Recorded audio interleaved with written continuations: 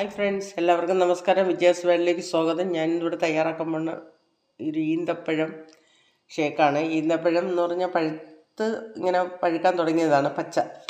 പകുതി പച്ചയും പകുതി പഴുത്തതായിട്ടാണ് ഉള്ളത്. അപ്പം നമുക്ക് ഇതിനൊരു ചെറിയ കറയുണ്ട്. അതൊന്ന് നമുക്കൊരു തിളച്ച വെള്ളത്തിലിട്ടൊന്ന് തിളപ്പിച്ചെടുക്കാം. അപ്പോൾ ഇതിൻ്റെ കറയൊന്ന് മാറിക്കിട്ടും. നമ്മൾ ഇനി ഇതിനാവശ്യമുള്ള സാധനങ്ങൾ ഞാൻ എടുത്തു വെച്ചിട്ടുണ്ട്. കുറച്ച് കപ്പലണ്ടി എടുത്തിട്ടുണ്ട്. ബദാം ഒരു 25 കൊതുത്ത് ഇതിൻ്റെ തോല് കളഞ്ഞു വെച്ചിട്ടുണ്ട്. പിന്നെ കശുവണ്ടി ഒരു 50 ഗ്രാം എടുത്തിട്ടുണ്ട്. നമുക്കിത് ഒന്ന് പൊടിച്ചെടുക്കണം. അതുപോലെ ഇതിൻ്റെ കൂടെ തന്നെ ഒരു 3 ഏലക്ക എടുത്തിട്ടുണ്ട്. ഇതിലിട്ട് കൊടുക്കാം. നമുക്ക് ഈ ബദാമിൻ്റെ കൂടെ ഇട്ട് കൊടുക്കാം. നമുക്ക് ബദാം ഞാൻ ഈ ഈന്തപ്പഴത്തിൻ്റെ കൂടെ അടിച്ചെടുക്കുകയാണ് ചെയ്യണം.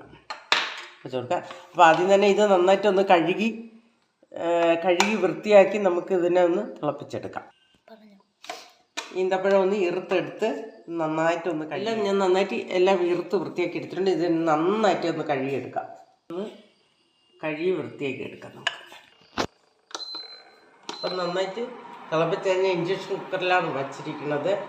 അപ്പം നമുക്കിതൊന്ന് നന്നായിട്ട് തിളപ്പിച്ചെടുക്കാം. റെഡി ആകുമ്പോഴത്തേക്ക് ഈ കപ്പലണ്ടിയും കശുവണ്ടിയും കൂടെ ഒന്ന് നമുക്ക് ജാറിലോട്ട് ഇട്ടൊന്ന് പൊടിച്ചെടുക്കാം.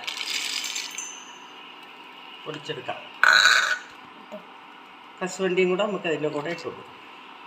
നന്നായിട്ടൊന്ന് പൊടിച്ചെടുക്കാം. അപ്പം ഞാൻ ഈ കശുവണ്ടിയും കപ്പലണ്ടിയും കൂടെ പൊടിച്ചെടുത്തിട്ടുണ്ട്. ഇത് നമുക്ക് ഇതിലോട്ട് മാറ്റാം, ഒരു പാത്രത്തിലോട്ട് മാറ്റാം. അപ്പോൾ നമ്മുടെ ഈന്തപ്പഴം നന്നായിട്ട് തിളച്ചിട്ടുണ്ട്. ഇനി നമുക്ക് സ്റ്റൗ ഓഫാക്കിയിട്ടുണ്ട്. നമുക്ക് ഇതിനെ എടുത്ത് ഇതിൻ്റെ കുരു കളഞ്ഞെടുക്കാം. ഈന്തപ്പഴം ഞാനെല്ലാം കുരുവെല്ലാം നീക്കം ചെയ്ത് വൃത്തിയാക്കി എടുത്തിട്ടുണ്ട്. ഇത് നമുക്ക് ഈ ജാറിലേക്ക് ഇട്ട് കൊടുക്കാം.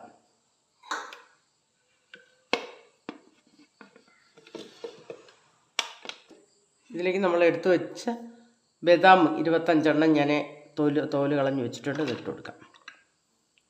ഇതിലേക്ക് 3 ഏലക്ക കൂടി, ഇതിലേക്ക് ഒരു 5 ടേബിൾ സ്പൂൺ പഞ്ചസാര ഞാൻ ചേർത്ത് കൊടുക്കുകയാണ്. ഇനി ഇതിലേക്ക് കാച്ചി തണുത്ത പാലൊഴിച്ചു കൊടുക്കാം.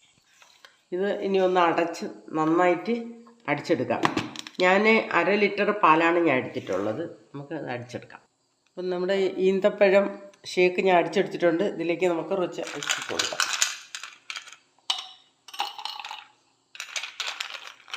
ഇതിലേക്ക് ഇത് ഷേക്ക് ഒഴിച്ചു കൊടുക്കാം. ഇതിലേക്ക് പൊടിച്ച് വെച്ചിരിക്കുന്ന കശുവണ്ടിയും കപ്പലണ്ടിയും കൂടെ ഞാൻ ഇട്ട് കൊടുക്കുകയാണ്.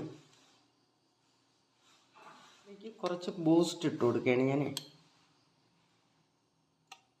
അപ്പോൾ ഇന്നത്തെ ഈന്തപ്പഴം ഷേക്ക് റെഡി ആയിട്ടുണ്ട്. ഈ വീഡിയോ എല്ലാവർക്കും ഇഷ്ടപ്പെട്ടെങ്കിൽ ലൈക്ക് ചെയ്യുക, ഷെയർ ചെയ്യുക, സപ്പോർട്ട് ചെയ്യുക. നന്ദി, നമസ്കാരം.